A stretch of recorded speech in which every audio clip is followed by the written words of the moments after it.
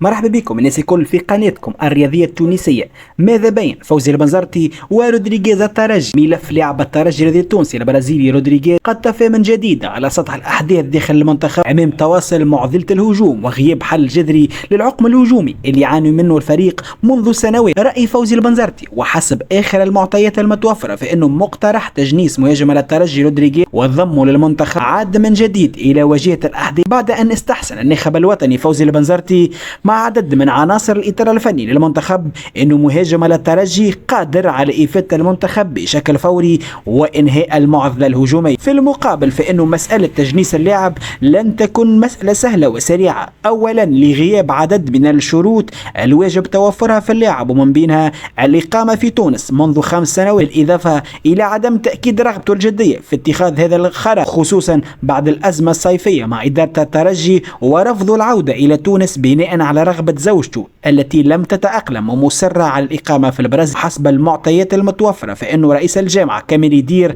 قد يضع هذا الملف ضمن أولوياته في الفترة القادمة مع دراسة جدوى هذا الخيار من عدمه وإمكانية تحقيق الإضافة سريعا للمنتخب التونسي. ملف للمتابعة.